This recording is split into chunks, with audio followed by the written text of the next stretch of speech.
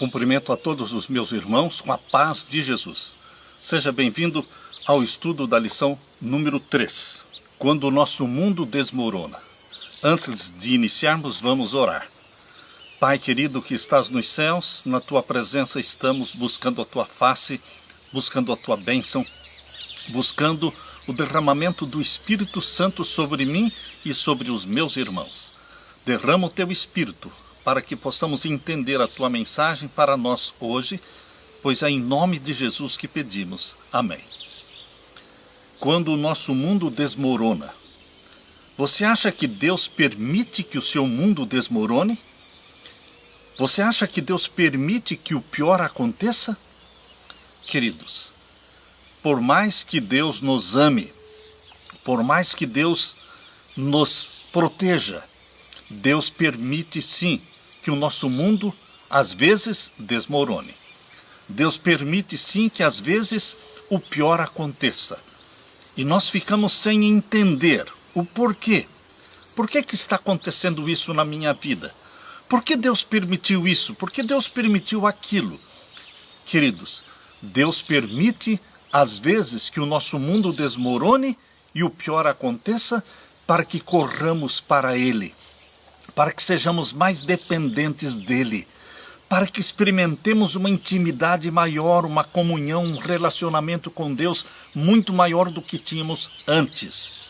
Deus não permite o mal ou coisas ruins acontecerem somente pelo prazer de ver você sofrendo. Deus não tem prazer de ver os seus filhos sofrendo.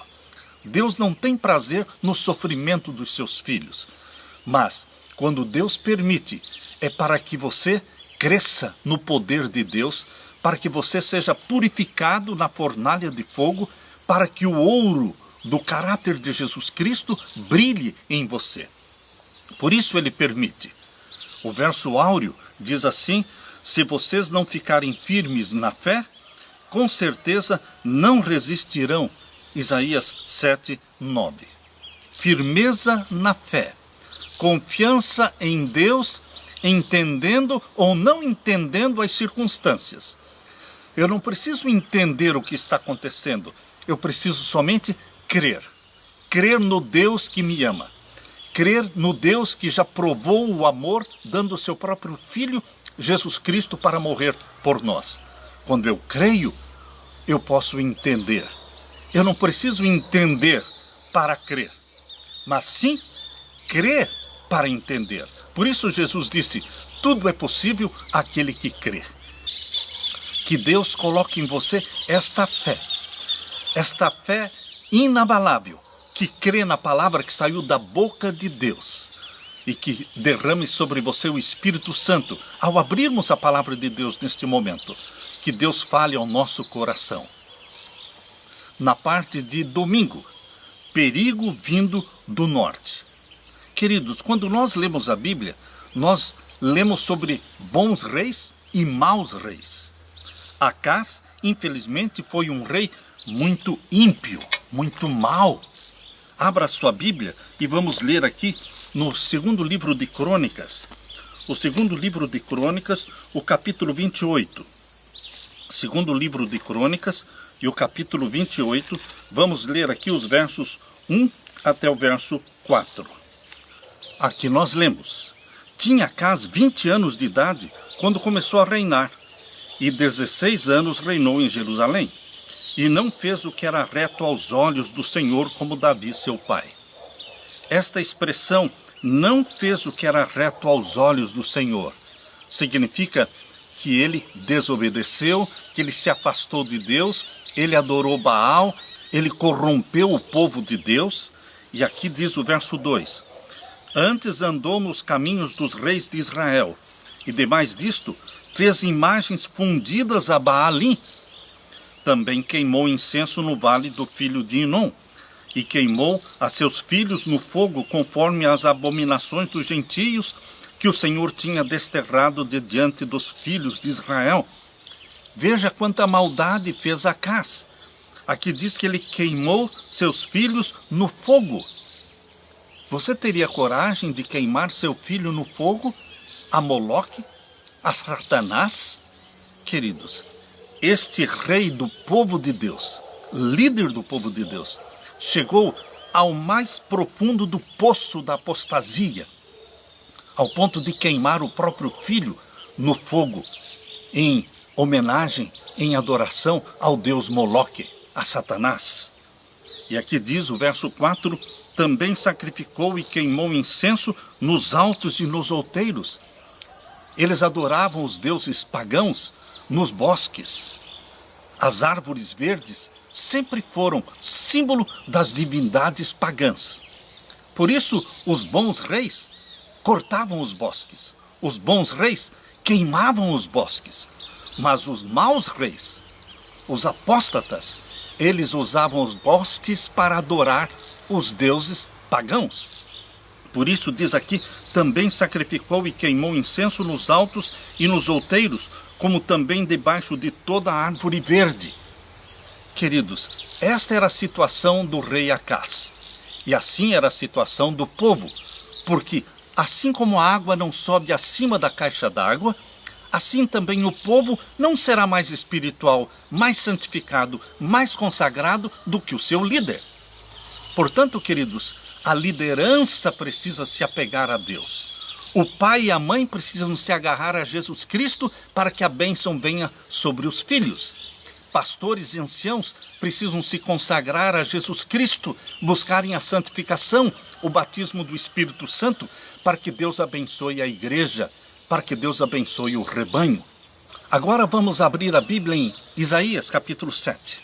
Abra a sua Bíblia em Isaías capítulo 7. Vamos ler então os versos 1 até o verso 9. Isaías capítulo 7 e os versos 1 até o verso 9.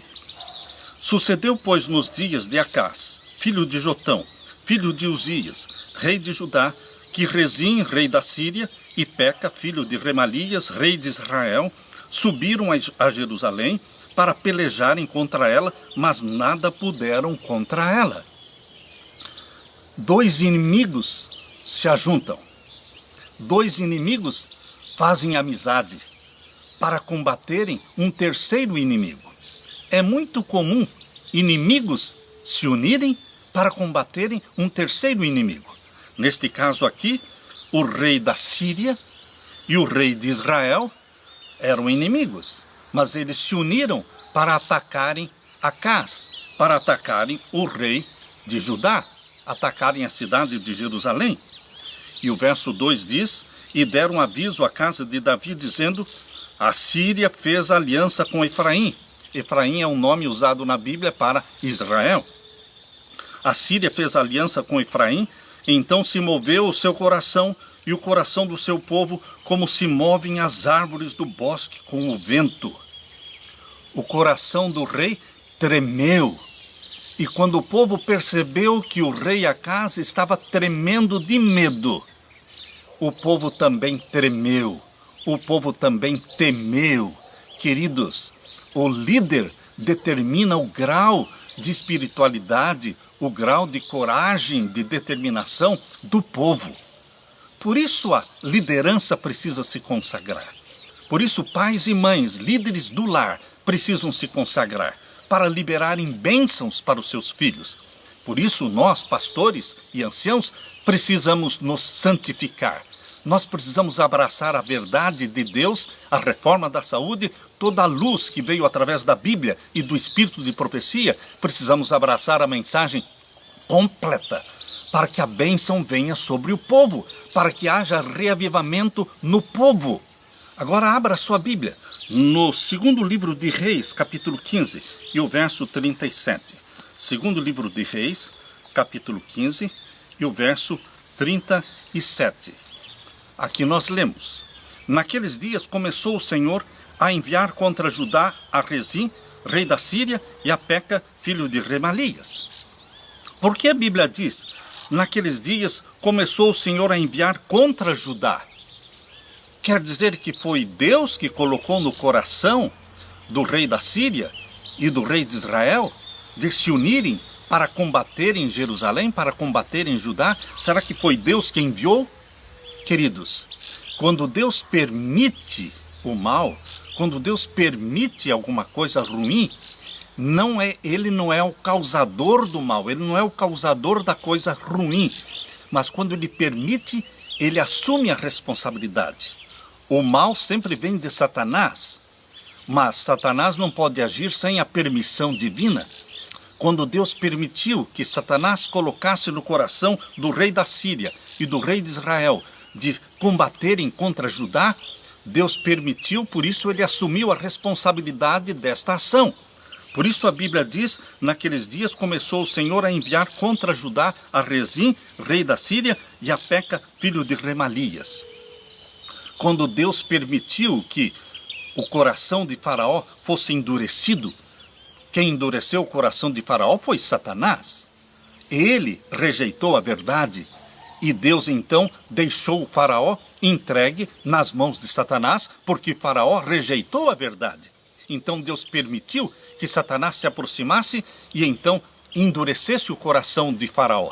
Queridos, quando Deus permite, Deus assume a responsabilidade e a Bíblia diz como vindo da parte de Deus. Mas o causador do endurecimento do coração de Faraó foi Satanás. O causador da guerra de Israel e da Síria contra Judá foi Satanás, mas Deus permitiu. E permitiu para quê? Deus tinha boas razões e bons propósitos em permitir o combate, a guerra contra Judá. O rei Acaz era muito ímpio. O rei Acaz estava distante de Deus e o povo estava corrompido. E então Deus permite o pior. O reino de Israel do norte, representado por Efraim, uma de suas tribos, e o reino da Síria, atacaram o reino menor de Judá, ao sul. Isso aconteceu quando Judá estava enfraquecido pelos ataques dos edomitas e dos filisteus. Uma aliança entre Israel e Síria apresentava agora um perigo avassalador. Parecia que Israel e Síria queriam forçar Judá a participar com eles de uma coalizão contra o forte poder de Tiglat-Pileser III da Assíria. O rei da Assíria, Tiglat-Pileser, estava ameaçando o rei da Síria e o rei de Israel. E então eles queriam que Judá se unisse com eles para lutarem contra Tiglat-Pileser.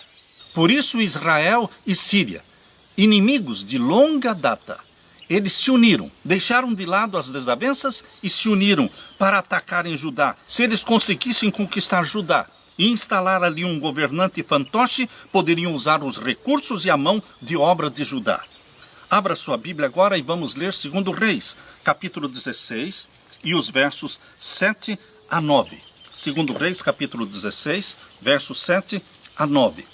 E Acaz enviou mensageiros a Tiglat-Pileser, rei da Assíria, dizendo: eu sou o teu servo, o teu filho. Sobe e livra-me das mãos do rei da Síria e das mãos do rei de Israel, que se levantam contra mim. Que vergonha, que tragédia! O rei de Judá, o rei do povo de Deus, de Jerusalém, ele se submete ao rei da Assíria, Tiglat-Pileser. Ele diz aqui: eu sou teu servo e teu filho. Sobe e me ajude. Queridos, Deus permitiu que o sofrimento e a guerra viesse contra Acaz para que ele se lembrasse de Deus, para que ele buscasse ajuda no lugar certo, para que ele fizesse de Deus o seu braço, o seu apoio. Mas Acaz, mesmo na hora da angústia e da dificuldade, ele preferiu confiar em outro inimigo. Ele preferiu confiar em Tiglat-Pileser. E ele chegou ao ponto de falar: eu sou o teu servo, sou o teu filho. Esta atitude de Acaz mostra o grau de apostasia e de afastamento de Deus. E o verso 8 diz: e tomou Acaz a prata e o ouro que se achou na casa do Senhor. Ele usou bens e riquezas dele, mas também lançou mão das riquezas, da prata e do ouro, da casa do Senhor, do templo do Senhor, para dar como presente para Tiglat-Pileser. Você já imaginou isto? E tomou Acaz a prata e o ouro que se achou na casa do Senhor, e nos tesouros da casa do rei, e mandou um presente ao rei da Assíria. E o rei da Assíria lhe deu ouvidos, pois o rei da Assíria subiu contra Damasco e tomou-a e levou o povo para Quir e matou a Rezim. Infelizmente, Acaz não buscou ajuda em Deus. Quando você enfrenta problemas, quando o pior acontece, quando a falência vem, em quem você busca ajuda, meu querido irmão? Será que nós oramos mais? Será que nós começamos a jejuar? Será que nós buscamos a dependência de Deus? Ou nós confiamos no inimigo? Quem é o teu braço direito? Em vez de reconhecer que Deus era o único que poderia resgatar o seu país, Acaz tentou fazer amizade com Tiglat-Pileser III, o inimigo dos seus inimigos. O rei assírio atendeu com satisfação o seu pedido de ajuda contra Síria e Israel. Tiglat-Pileser III não apenas recebeu um rico suborno de Acaz, como também obteve uma boa desculpa para tomar a Síria, o que ele prontamente fez. No curto prazo, parecia que Acaz havia salvado Judá. Mas não, queridos. Acaz entregou o povo de Deus para o próprio inimigo. Essa ação por parte de Acaz, no entanto, não devia ser uma surpresa. Acaz tinha sido um dos piores reis de todos os tempos a governar Judá até então. Queridos, quando o pior acontece, quando a falência chega, quando temos problemas no casamento, quando temos problemas com os nossos filhos, aonde devemos buscar ajuda? Em Jesus Cristo. Consagração a Jesus Cristo. Jejum e oração. Dependência daquele que tudo sabe. Dependência daquele que tudo conhece e que pode nos ajudar, que está disposto a nos ajudar. Porque Deus tomou a iniciativa de buscar Acaz, conversar com ele, usando o profeta Isaías. Deus sempre toma a iniciativa de vir atrás de você. Deus sempre toma a iniciativa de nos buscar, para nos ajudar, para mostrar que Deus é Deus. Ele é o Todo-Poderoso. É nele que você pode confiar inteiramente e receber a bênção, receber a libertação, receber a proteção. Deixe que Deus mostre na sua vida que Ele é capaz de todas as coisas. É o Deus do impossível. Na parte de segunda-feira, tentativa de interpretação. Vamos ler Isaías capítulo 7, versos 3 a 9. Isaías capítulo 7 e os versos 3 a 9. Aqui nós lemos: Então disse o Senhor a Isaías: Agora, tu e o teu filho, Sear-Jazube, saí ao encontro de Acaz, ao fim do canal do viveiro superior, ou seja, do tanque superior. Era um aqueduto, e Deus pediu que Isaías fosse ao encontro de Acaz. E mais, Deus falou para Isaías aonde ele poderia encontrar o rei Acaz. O rei Acaz estava lá no aqueduto, no tanque superior, ao caminho do campo do lavadeiro. Queridos, aqui no verso 3 nós vemos Deus tomando a iniciativa e indo em busca de Acaz. Acaz não era um bom rei, não era um bom filho de Deus, ele era ímpio, ele era um apóstata, mas Deus tomou a iniciativa de ir atrás dele. É Deus que toma a iniciativa de vir atrás de você. Lembram-se vocês, lá no Jardim do Éden, quando Adão e Eva pecaram, e eles ouviram a voz de Deus na viração do dia, à tardezinha. Eles ouviram a voz de Deus no Jardim do Éden e eles fugiram de Deus, se esconderam no meio das árvores. Isto está lá em Gênesis capítulo 3. Queridos, Deus perguntou: Adão, onde estás? Onde estás, Adão? Deus tomou a iniciativa de ir atrás de Adão. Deus toma a iniciativa de ir atrás do pecador. Na parábola da ovelha perdida, Jesus Cristo diz: Ele é o bom pastor, e Ele deixou as 99 seguras no curral. O único mundo maculado pelo pecado é o planeta Terra e a família humana.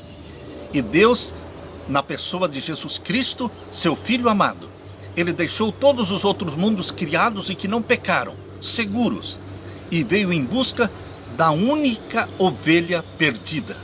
Jesus Cristo se encarnou e se tornou um de nós. Ele veio buscar o perdido, a família humana. Queridos, sempre na Bíblia é Deus buscando o pecador, não abandonando o pecador, não desprezando o pecador, mas vindo em busca. E na parábola da ovelha perdida diz que o pastor foi em busca da ovelha perdida até encontrá-la. Até encontrá-la significa que o pastor ou encontraria a ovelha perdida ou morreria procurando. Mas não existe aquela cena de um pastor fracassado voltando para casa de braços vazios sem ter encontrado a ovelha perdida.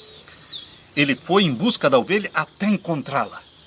Jesus Cristo veio a esta terra disposto a encontrar a ovelha perdida, salvar a ovelha perdida e dar a vida por ela. Queridos, é Deus quem busca, é Deus que toma a iniciativa. No caso de Adão, no seu caso, no meu caso, sempre é Deus que toma a iniciativa.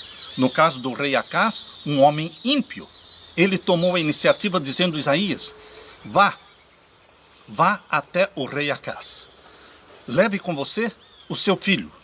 E o nome do filho de Isaías era Sear-Jazube. E o que significa Sear-Jazube?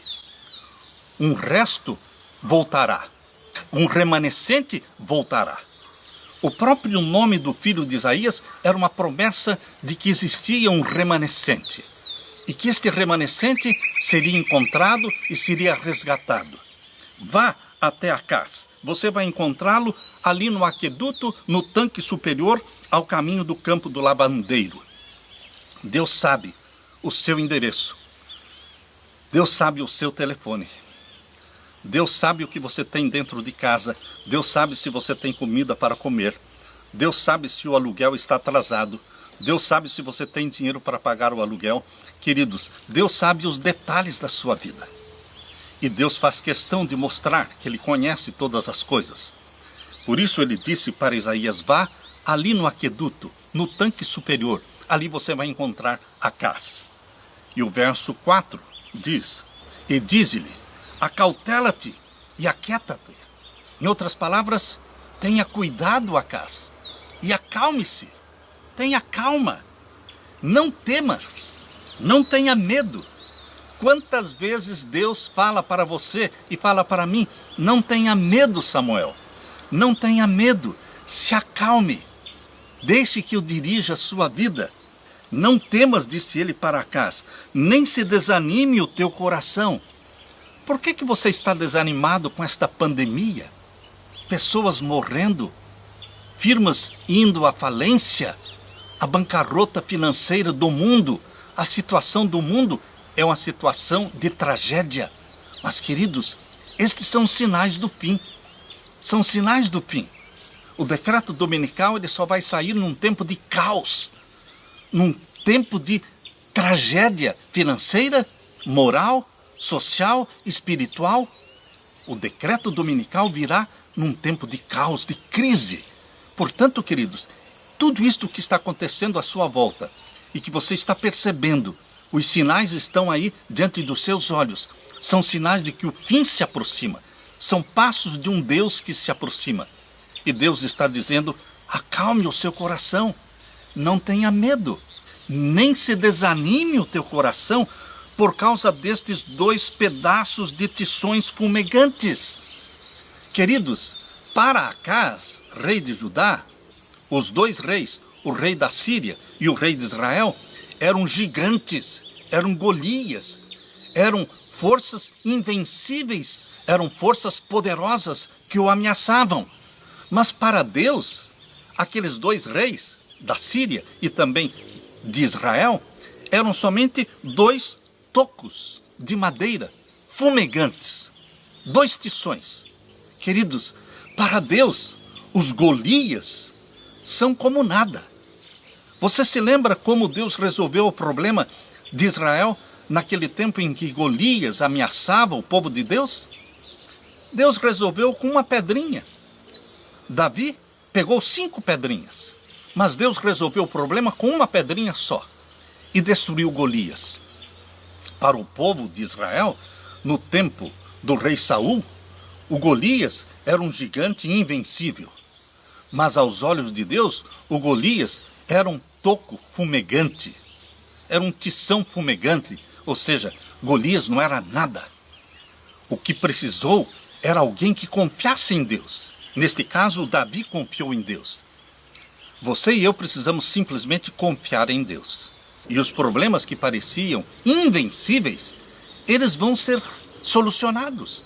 Nós vamos superar um a um os problemas e as dificuldades que aparecerem no nosso caminho, se estivermos confiando em Deus. Porque os Golias que Satanás coloca na sua vida, eles são nada quando você depende de Deus, como Davi dependeu de Deus. Porque Davi disse para o Golias: eu venho contra ti em nome do Senhor dos Exércitos. É o Senhor dos Exércitos, é o Jeová, é Jesus Cristo, o Salvador nosso. É Ele que nos dá a vitória. É dele que dependemos. É para Ele que corremos nas horas de dificuldades. E o verso 5 diz: porquanto a Síria teve contra ti maligno conselho com Efraim, ou seja, com Israel, e com o filho de Remalias, dizendo: vamos subir contra Judá e atormentemo-lo, repartamo-lo entre nós e façamos reinar no meio dele o filho de Tabeal. Eles queriam colocar no reino de Judá alguém que se unisse a eles. E então eles fariam uma tríplice aliança para lutarem contra Tiglat-Pileser. E aqui diz o verso 7, assim diz o Senhor Deus: isto não subsistirá, nem tampouco acontecerá. Deus conhece o fim desde o princípio. Deus disse para Acás, isto que Israel e Síria estão planejando contra você, isso não vai acontecer. Deus conhece o fim, Deus conhece o dia de amanhã. Por isso, confie neste Deus que tem presciência. Ele conhece o fim desde o princípio. Ele pode revelar para você, e Ele revela para você através das profecias, todos os detalhes dos últimos acontecimentos escatológicos, dos sinais que ocorrerão ainda, anunciando a breve volta de Jesus. Tudo isso está revelado porque Deus conhece o fim, Deus conhece o futuro, e nós somos filhos de Deus, filhas de Deus. Nós podemos conhecer o que Deus conhece porque Ele revela através da profecia. E lemos aqui o verso 8. Mas a cabeça da Síria será Damasco e a cabeça de Damasco Rezim. E dentro de 65 anos Efraim será quebrantado e deixará de ser povo. Estão vendo a presciência de Deus? Dizendo que Efraim, ou seja, o reino do norte, ou seja, Israel, seria destruído dentro de 65 anos. Deixará de ser povo. Isto se cumpriu. E o verso 9. Entretanto, a cabeça de Efraim será Samaria, e o cabeça de Samaria, o filho de Remalias. Se eu não crerdes, certamente não ficareis firmes. Este finalzinho do verso 9. Se você não crer, certamente você não ficará firme. Aquele que não crê, nada será possível. Mas Jesus Cristo disse: se creres, verás a glória de Deus. Crer para entender. Eu não preciso entender para crer. Creia na palavra que saiu da boca de Deus e a vitória será sua. O anjo do Senhor vai se acampar ao seu redor, vai proteger você e a sua família. Deus sustentará você e a sua família, assim como sustentou Israel por 40 anos no deserto, não lhes deixando faltar o maná nem a água. Deus também não deixará faltar o seu maná, o seu pão e a sua água. O pão e a água do povo de Deus serão certos agora no tempo do fim. Acás deve ter ficado surpreso quando encontrou Isaías e o cumprimentou, e Isaías apresentou para ele o seu filho. O filho de Isaías se chamava Sear-Jazube, que traduzido significa um resto volverá, um remanescente restará. Deus tem um remanescente. Queridos, nós somos da igreja de Laodiceia. Nós somos da 7ª igreja do Apocalipse. Mas a condição espiritual de Laodiceia é muito ruim. É uma condição desanimadora. Porque a palavra de Jesus em Apocalipse 3 diz: porque tu não és frio e tu não és quente, mas porque tu és morno, vomitar-te-ei da minha boca. Mas Deus tem um remanescente dentro deste povo morno dentro de Laodiceia. E Deus tinha um remanescente naquele tempo. Queridos, o importante é fazer parte do remanescente fiel de Deus. Um resto volverá. Resto ou remanescente de quem? Do povo de Deus. Voltará a quê? Sim, Deus dará vitória para o remanescente. A mensagem para Acás era: depende de você, Acás. Afaste-se dos seus pecados, ou então vá para o cativeiro, do qual um remanescente retornará. A decisão é sua, Acás. Esta foi a mensagem de Deus. Hoje também a mensagem de Deus para você, querido pai, querida mãe, meu querido irmão. A decisão é sua. Deus coloca na sua mão o poder da decisão. Dependa de Deus. Encoste-se em Jesus Cristo. Recline a sua cabeça no peito de Jesus Cristo, como fazia João, discípulo amado, que colocava a sua cabeça no peito de Jesus, descansando em Cristo. Descanse em Jesus Cristo. Deus tem lindos planos para você e para a sua família. Isaías capítulo 7, versos 4 a 9, está trazendo uma mensagem de esperança. Deus disse que aqueles dois reis, daquelas duas potências, aos olhos de Acás, Israel e Síria, eram duas potências, mas aos olhos de Deus eram dois tições fumegantes. Ou seja, eram nada. E Deus poderia libertar Acás e Judá destes dois tições. A ameaça da Síria e Israel passaria, e Judá seria poupado. Potências que pareciam vulcões em erupção eram apenas dois tocos de tições fumegantes. Não havia necessidade de Acás pedir ajuda para Tiglat-Pileser. Mas, para tomar a decisão certa, Acás precisava confiar nas promessas do Senhor. Acás precisava ter certeza para estar seguro, precisava confiar para ser confiável. Mas Acás não creu, não dependeu de Deus, deu as costas para Deus. Querido, hoje você pode ter inimigos que sejam aparentemente invencíveis, sejam como o gigante Golias, mas para Deus, estes inimigos e estes problemas que você vê como insuperáveis são somente tições fumegantes. Em Jesus Cristo, você e eu somos mais do que vencedores. Aleluia! Na parte de terça-feira, outra oportunidade. Vamos voltar para Isaías, o capítulo 7, e agora vamos ler os versos 10 ao verso 13. Você vai descobrir nestes versos que a graça divina que ofereceu para o rei ímpio Acás, mais do que uma oportunidade de arrependimento, oportunidade de vitória. Esta graça divina, ela existe, porque a graça, a porta da graça, continua aberta. Por enquanto ela está aberta, e ela está sobre você. A graça divina está sobre nós. Vamos ler Isaías capítulo 7, e os versos 10 até o verso 13. E continuou o Senhor a falar com Acás, dizendo: você está percebendo no verso 10 a iniciativa que Deus toma? Eu admiro este meu Deus. Por quê? Acás, como um rei ímpio, Deus poderia ter simplesmente abandonado Acás. Mas não, ele não abandona uma pessoa facilmente. São as pessoas que abandonam a Deus. Acás tomou a iniciativa de dar as costas para Deus. Embora Deus estivesse procurando por Acás, insistindo com ele, apelando para o coração de Acás, ele endureceu o coração. E então ele foi entregue nas mãos de Satanás. Queridos, Deus quer salvar, Deus quer ajudar, Deus se aproxima de você como se aproximou de Acás. Por isso diz o verso 10, e continuou o Senhor a falar com Acás. Vejam a iniciativa de Deus de falar com você também. Verso 11, pede para ti, ao Senhor teu Deus, um sinal. Deus falou para Isaías, fale para Acás, que ele peça um sinal. Deus está abrindo esta oportunidade para você pedir um sinal. Você se lembra lá de Gideão, que pediu um sinal para Deus? Deus se ofendeu com Gideão, quando Gideão pediu um sinal para Deus? E um segundo sinal ele pediu. Deus não se ofendeu. Deus não se ofende com você quando você pede um sinal para ele. Isto é relacionamento entre pai e filho. Você, como filho, pede um sinal para o seu pai.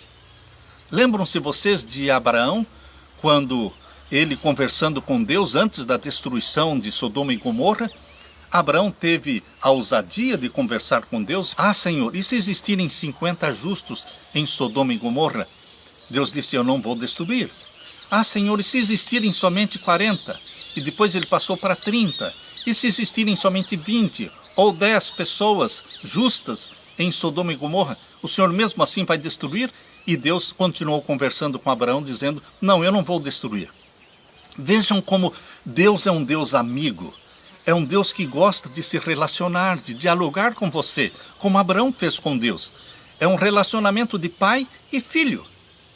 É o amor de Deus sendo revelado neste relacionamento, neste diálogo. Mas Acás não reconheceu nada disso. No verso 11, Deus diz, pede para ti ao Senhor teu Deus um sinal. Pede-o ou embaixo nas profundezas ou em cima nas alturas. Ou seja, Acás, peça o sinal que você quiser. Você pode pedir o sinal que você quiser. Se você quiser pedir um exército de 1 milhão de soldados, Deus proverá. Se você pedir alguma coisa no céu, que a lua ou que o sol pare, ou que qualquer sinal que Acás pedisse, Deus poderia responder. Olha que Deus maravilhoso. Eu não preciso de outro Deus. Um Deus que abre a oportunidade para você pedir o sinal que quiser. Peça, ou embaixo nas profundezas, ou em cima nas alturas. E o verso 12, Acás, porém, disse, não o pedirei, nem tentarei ao Senhor. Queridos, Acás ofendeu a Deus, porque ele disse, eu não vou pedir nada. Em outras palavras, eu não quero nada do Senhor, porque o Senhor não é o meu Deus. Está percebendo? Essa recusa de Acás de pedir um sinal, quando Deus estava dizendo a ele para pedir o sinal, essa recusa de Acás, ele estava dizendo, o Senhor não é o meu Deus. Por isso eu não vou pedir nada para o Senhor, porque o Senhor não é o meu Deus. Queridos, Acás fez a sua decisão e o povo sofreu com ele. Porque quando os líderes erram, o povo sofre. Quando os líderes apostatam, a igreja apostata. Quando os líderes são profanos, a igreja também se torna profana. O povo sofre juntamente com seus líderes. Por isso, Deus quer uma santificação da liderança. Deus quer uma liderança, pastores e anciãos, ungidos pelo Espírito Santo, batizados pelo Espírito Santo, para que o Espírito Santo também seja derramado sobre a igreja. Quando o pai e a mãe, dentro de um lar, se consagram e buscam o batismo do Espírito Santo, as bênçãos vêm não somente sobre o pai e a mãe, vêm sobre todos os filhos. Deus abençoa os filhos por amor aos pais.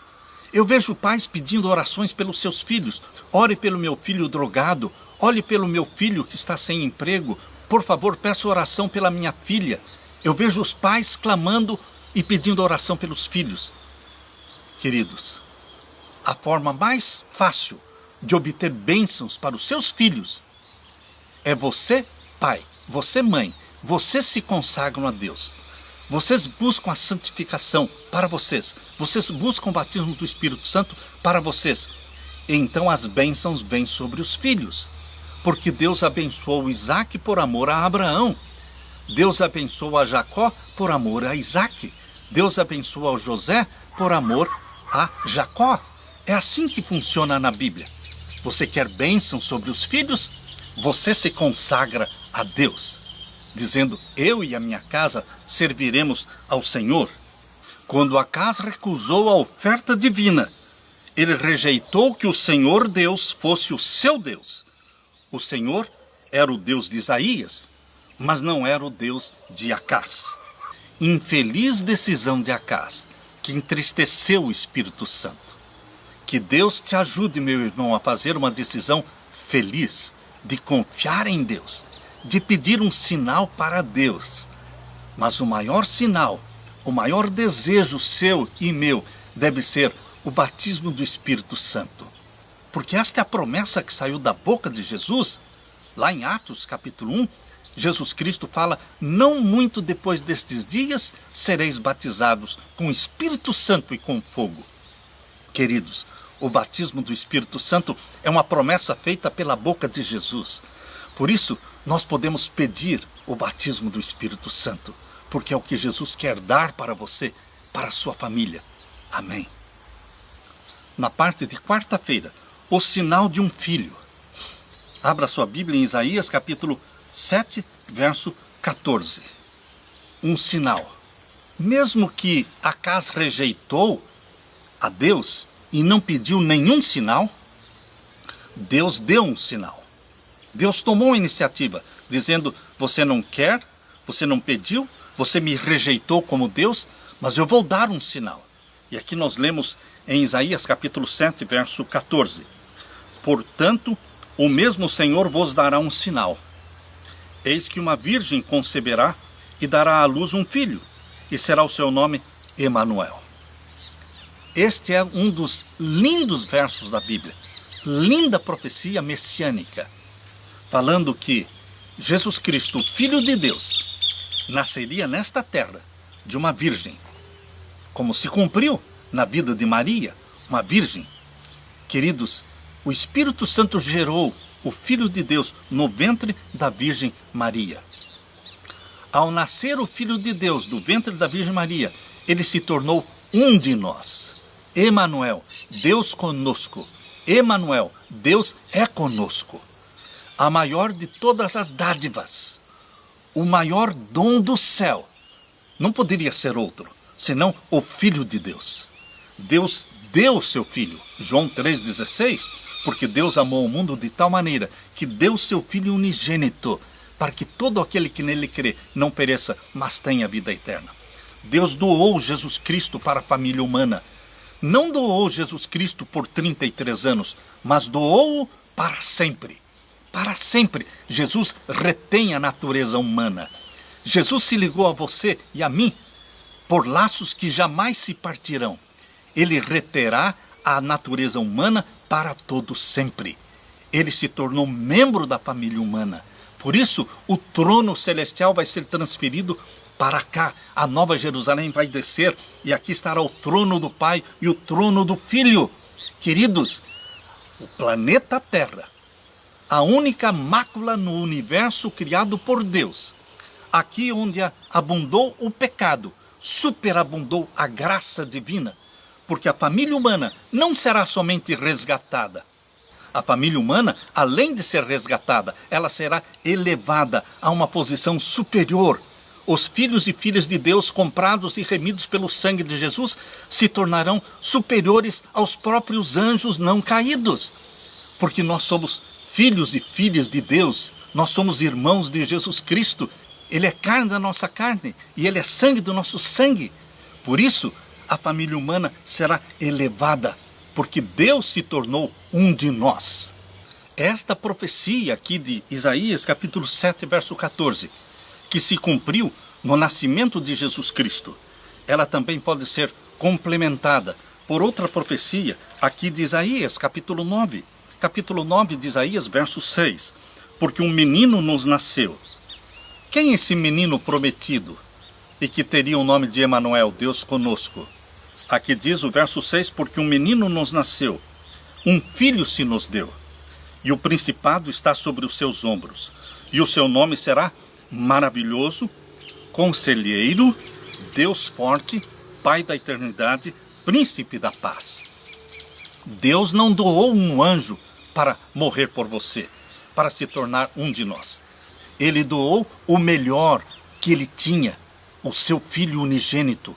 Porque o unigênito é o único gerado desta espécie, que foi gerado no ventre da Virgem Maria pelo Espírito Santo, foi gerado santo.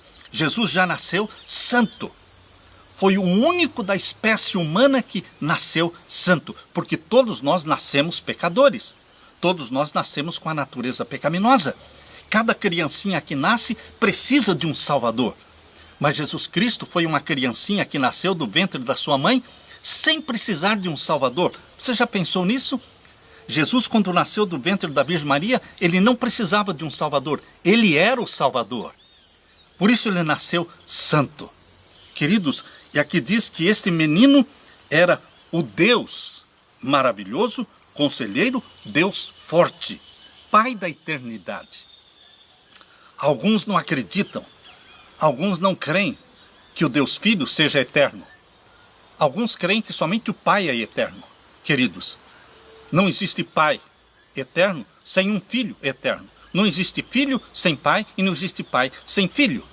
Quando diz que Deus Pai é eterno, está dizendo que o Filho é eterno.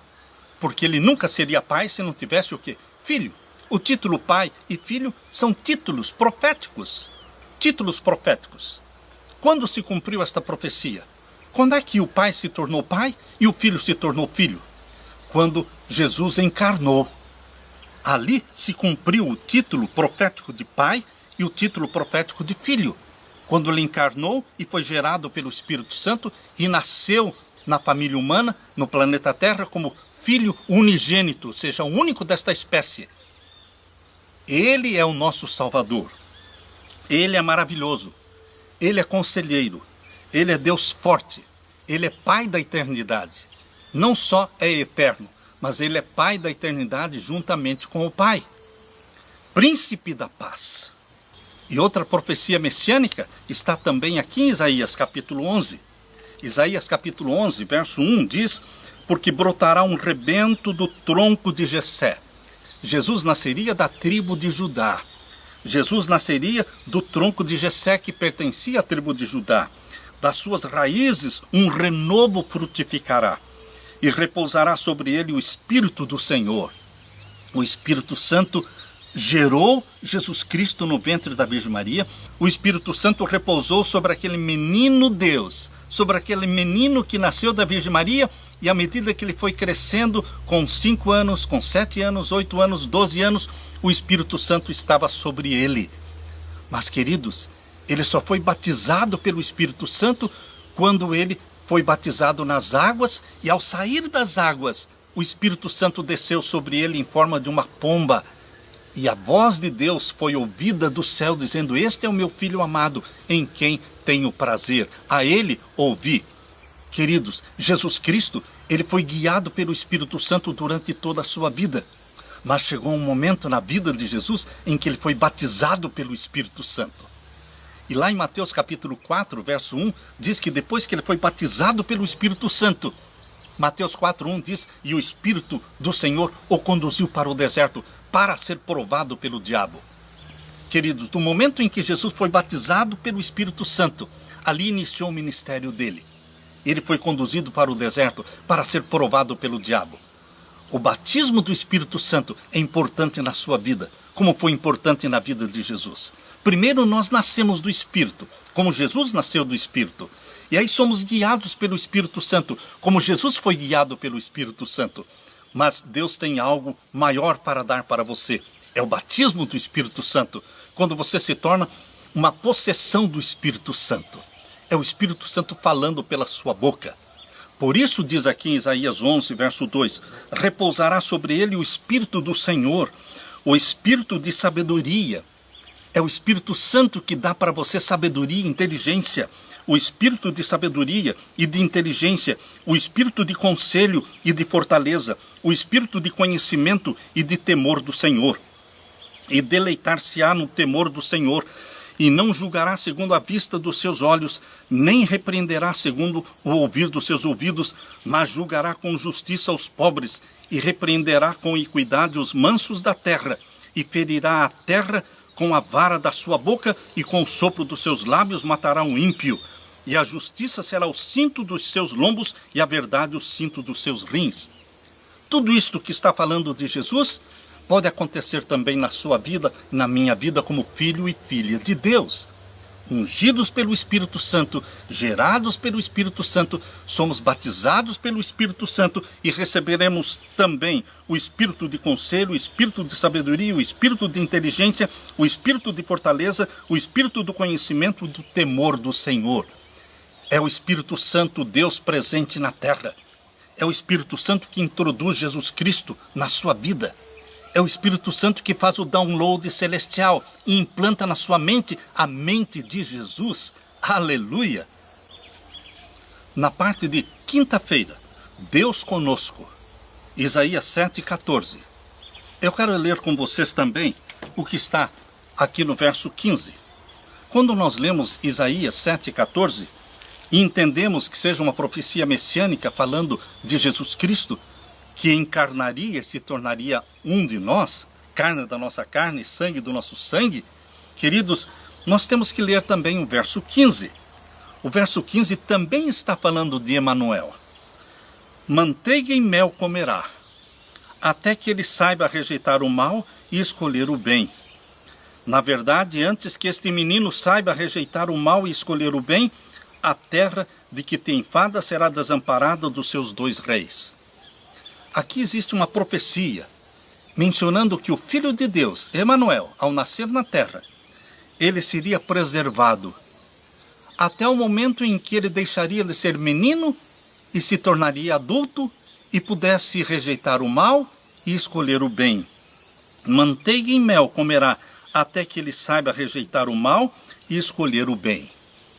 Queridos, às vezes nós pensamos que as nossas crianças estão prontas para discernir o bem e o mal. Às vezes os pais mandam seus filhos para as escolas públicas, mandam seus filhos para o mundo, pensando que eles têm condições de discernir o bem e o mal. Não, queridos. Nem Jesus Cristo, quando criança, ele tinha a maturidade para discernir o bem e o mal, mas ele precisava do Espírito Santo que se manifestava nele para dar para ele o discernimento. Assim também com as nossas crianças. O pai e a mãe, eles são a mente da criança. Eles devem proteger a criança. Eles não devem expor as crianças para os desenhos da Disney. Os desenhos da Disney são desenhos bruxos, são desenhos satânicos. Walt Disney, ele era um 33º grau da maçonaria. Nada que Disney produz, sejam desenhos, sejam bonecas, sejam brinquedos, sejam roupinhas, nada que a Disney produz vem de Deus. Tudo está enfeitiçado para levar o seu filho para a bruxaria. Nós, como pais, somos a mente dos nossos filhos. Nós não poderemos expor os nossos filhos aos videogames, às grandes produções de Hollywood. Queridos, nós deveremos filtrar tudo. Deus, o Pai, protegeu seu filho quando criança. Há pessoas que pensam que Jesus Cristo era como qualquer outra criança. Por que Jesus Cristo não podia ser como qualquer outra criança? Porque Jesus Cristo não nasceu como qualquer outra criança nasceu. Todas as crianças nascem, como eu e você nascemos, de um pai pecador e de uma mãe pecadora. Jesus Cristo não nasceu de um pai pecador. Ele foi gerado pelo Espírito Santo no ventre da Virgem Maria. Em Lucas 1,35 diz, o santo que de ti há de nascer. Jesus Cristo nasceu santo. Aquela criança que nasceu da Virgem Maria era Deus em carne. Por isso eu quero ler para você o que a serva de Deus, Ellen White, escreveu sobre a natureza de Jesus Cristo. E ela diz assim, a divindade e a humanidade estavam combinadas em Cristo. A divindade não se rebaixou até a humanidade. A divindade manteve o seu lugar. Mas a humanidade, ao estar unida à divindade, suportou a mais violenta prova de tentação no deserto. O príncipe deste mundo foi ter com Cristo depois do seu prolongado jejum, quando estava faminto, e insinuou que transformasse em pães as pedras. Mas o plano de Deus, ideado para a salvação do homem, estabelecia que Cristo haveria de padecer fome, pobreza e cada fase da experiência humana. Isto foi escrito na revista Review and Herald, do dia 18 de fevereiro de 1890. E ainda diz assim, quanto mais meditarmos na vinda de Cristo como criança a esta terra, tanto mais admirável se nos afigura. Como pode acontecer que um infante desvalido do presépio de Belém, não obstante seja o divino Filho de Deus? Conquanto não possamos compreendê-lo, podemos crer que quem fez o mundo por amor de nós se converteu numa débil criancinha, conquanto fosse superior a qualquer dos anjos, conquanto tão grande como o Pai no trono do céu, chegou a ser um conosco. Nele, Deus e o homem chegam a ser um. E é neste fato que encontramos a esperança da nossa raça caída. Ao contemplar Cristo na carne, contemplamos Deus na humanidade. E nele vemos o resplendor da glória divina, a expressa imagem de Deus, o Pai. Isso que lemos está no Youth Instructor, do dia 21 de novembro de 1895. E no mesmo Youth Instructor, do dia 8 de setembro, nós lemos este pensamento. Ao contemplar a aparência infantil resplandecente de animação, ninguém podia dizer que Cristo fosse igual às demais crianças. Era Deus na linhagem humana. Quando seus companheiros o incitavam a proceder mal, a divindade refulgia através da humanidade e recusava-se com decisão. Estão percebendo? Jesus Cristo, ele cresceu como uma criança, aprendeu a andar como uma criança, a brincar e a falar como uma criança. Mas ele não era igualzinho a todas as crianças. Existia uma diferença. Por isso vamos ler de novo este pensamento. Ao contemplar a aparência infantil, resplandecente de animação, ninguém podia dizer que Cristo fosse igual às demais crianças. Era Deus na linhagem humana. Jesus Cristo nasceu como um bebezinho, uma criança, mas era Deus na linhagem humana. Quando seus companheiros o incitavam a proceder mal, a divindade refugia através da humanidade e recusava-se com decisão. Em um instante, Jesus discernia entre o bem e o mal e punha o pecado sob a luz dos mandamentos de Deus, sustendo a lei como um espelho que lançava luz sobre o mal. Era este agudo discernimento entre o bem e o mal que a miúde provocava a ira dos irmãos de Cristo. Youth Instructor, do dia 8 de setembro de 1895. Queridos, o nome Emanuel não é apenas uma descrição abstrata. É uma asseveração, é uma confirmação de uma promessa cumprida. Deus é conosco.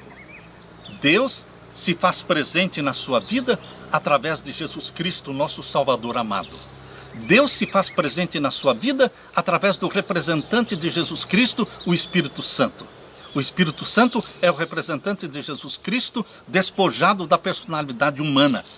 E ele habita em você como o templo do Espírito Santo. Deus não abandonou o seu povo nos dias de Acás. Deus não abandona o seu povo nos dias de hoje. Deus tinha um remanescente e Deus tem um remanescente. Deus não prometeu que o seu povo não teria dificuldades, mas prometeu que estaria com ele. Ainda que eu ande pelo vale da sombra da morte, não temerei mal nenhum, porque tu estás comigo. O teu bordão, o teu cajado me consolam. Salmos 23, verso 4. Quando você passar pelas águas, eu estarei com você, diz Deus. Quando passar pelos rios, eles não o submergirão. Quando passar pelo fogo, você não se queimará. As chamas não o atingirão, promete Deus em Isaías 43, verso 2. Onde estava o Senhor quando os babilônios jogaram os 3 amigos de Daniel na fornalha? Estava lá dentro da fornalha com eles. Não impediu que fossem jogados na fornalha, mas estava lá dentro da fornalha com eles. Deus permite que venha mal sobre você, sobre mim. Coisas ruins aconteçam, mas Ele está com você, Ele está comigo. Ele está perto de você, assim como Jesus estava perto dos 3 amigos de Daniel, dentro da fornalha de fogo ardente. E onde estava o Senhor durante o momento de angústia de Jacó? Estava nos braços de Jacó. Aquela noite em que Jacó lutou, ele lutou com Jesus Cristo. Ele estava abraçado em Jesus Cristo. Queridos, na angústia de Jacó, está provado de que Deus está mais perto de você do que você imagina. Ele estava nos braços de Jacó. Por isso Jacó disse, não te deixarei ir se não me abençoares. Você também, com a mesma determinação, deve se agarrar a Jesus Cristo e falar: Senhor Jesus, eu não te deixarei ir se não me abençoares. Nos braços de Jacó, o mais próximo possível. Gênesis 32, versos 24 a 30. Mesmo quando o Senhor não aparecia em forma física na terra, ele passava pelas experiências de seu povo com eles. Onde estava o Senhor quando a multidão condenou Estevão? Quando Estevão estava sendo apedrejado, onde estava o Senhor Jesus? Em pé, à destra de Deus. A cena que nós lemos em Atos capítulo 7, verso 55, não mostra um Jesus assentado à direita do Pai. Mostra Jesus Cristo em pé à direita de Deus. Quando Estevão estava sendo apedrejado, Jesus não podia ficar assentado. Era algo muito triste que estava acontecendo com seu servo Estevão. Por isso Jesus se levantou. Queridos, Jesus Cristo se levanta para cuidar de você. Deus deu esta visão para Estevão. Deus mostrou para Estevão que ele não estava sozinho, que ele não tinha sido abandonado. Jesus estava em pé, mostrando o cuidado que ele tinha para com Estevão. Como Morris Vanden disse, Jesus não poderia ficar sentado. Quando você estiver passando por angústias e dificuldades, não pense que Jesus está passeando pelo universo, pelas galáxias. Não pense que Jesus Cristo está distraído. Pense em Jesus Cristo em pé, olhando para você. Os olhos de Jesus Cristo estão sobre você. Deus cuida de você como a menina dos seus olhos. Que Deus derrame sobre você o Espírito Santo e encha o seu coração com esta certeza de que você e eu somos sim a menina dos seus olhos. Aleluia! Que Jesus derrame sobre você a sua paz e dê para você o batismo do Espírito Santo. Fique com a paz de Jesus. Amém.